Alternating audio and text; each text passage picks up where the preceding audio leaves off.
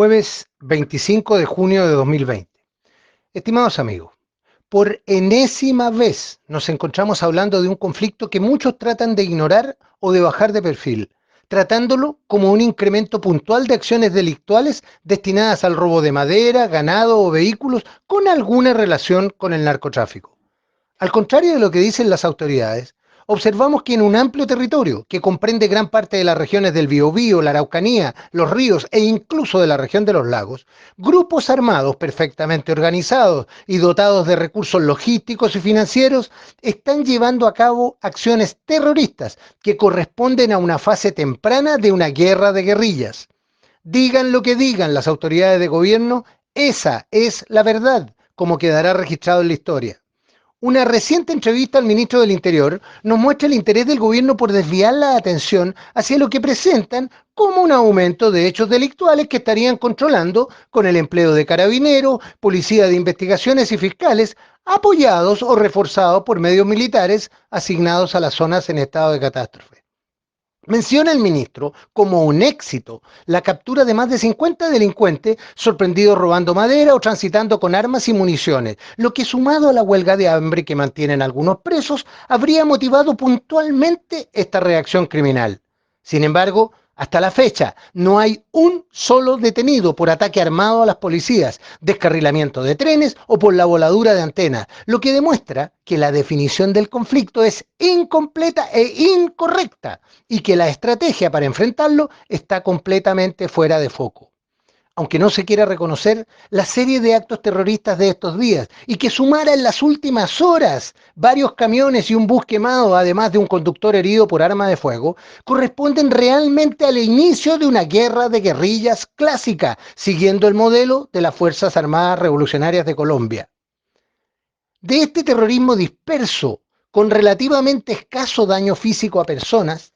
los violentistas pasarán al asesinato de líderes o autoridades locales que se opongan a sus intereses, siguiendo por ataques a cuarteles, destacamentos aislados y o vehículos policiales o militares para capturar armas y municiones. Ante la indecisión de las autoridades, tendremos seguramente que enfrentar la generación de zonas o territorios liberados y así hasta conseguir que el gobierno del momento se tenga que sentar a conversar de igual a igual con los líderes guerrilleros, quienes habrán conseguido su objetivo político final. Sorprende realmente que existiendo un ejemplo tan cercano y accesible como el de Colombia, nuestras autoridades no quieran aprender de la experiencia ajena para controlar el conflicto propio en forma oportuna. Una guerra de guerrillas sangrienta por más de 40 años debiera mostrar a Piñera y a sus ministros lo que ocurre cuando la debilidad gubernamental permite que se fortalezcan las organizaciones que las llevan a cabo, estimulando paralelamente la creación de fuerzas de autodefensa. Por el contrario, todo indica que nuestro gobierno está copiando precisamente los errores cometidos por los gobiernos que antecedieron a quien tuvo el coraje de asumir la tarea de derrotar a la guerrilla hasta acorralarla y dejarla en condiciones de firmar un acuerdo de desarme.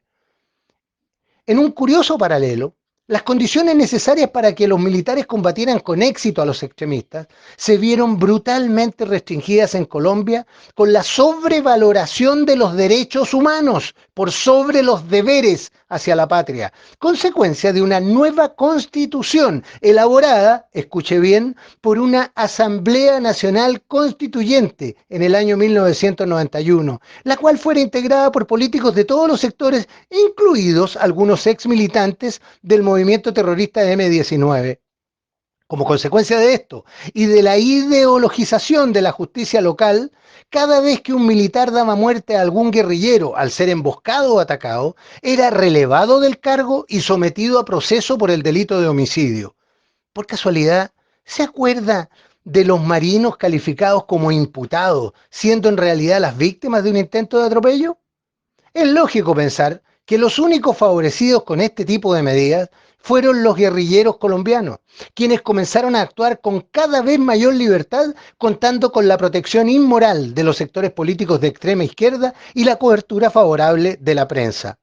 La farra les duraría por casi 20 años, los que aprovecharon para desarrollar el productivo negocio del narcotráfico, fuente inagotable de recursos financieros y medio fundamental para el cohecho y coacción sobre autoridades judiciales y políticas. Luego de grandes esfuerzos militares, con una enorme cantidad de víctimas fatales y largos secuestros, finalmente la guerrilla, o la parte principal de ella, fue siendo acorralada mediante operaciones ofensivas de altísimo costo en vidas y recursos, eficazmente orientadas a la eliminación física de sus líderes y a la destrucción de sus bases. Solo así se pudo obligarlos a aceptar un acuerdo de paz a medias, donde algunos guerrilleros consiguieron diluirse hábilmente en la vida política, mientras el resto continuaba con su actividad criminal. Si llevamos esta historia a nuestra realidad, observamos una coincidencia preocupante en la debilidad gubernamental para tratar el tema, como también en las patéticas restricciones de nuestra institucionalidad para el empleo de las herramientas necesarias. En lo inmediato, como parte de la estrategia de patrullajes defensivos diseñada por el gobierno, vemos a nuestros militares y policías expuestos a una situación idéntica a la que durante largos años debieron soportar las Fuerzas Armadas colombianas, augurando las enormes dificultades que se encontrarán luego de la nueva constitución que nos pretenden imponer por la fuerza desde un sector que convive incluso con algunos exterroristas. La guerrilla, entre tanto, ha comenzado a expandir su rentable negocio del narcotráfico, con el cual asegurará su expansión a niveles esperables.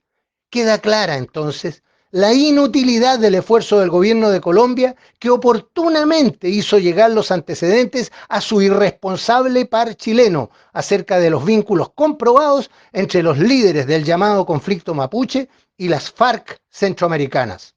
Soy Patricio Quilot.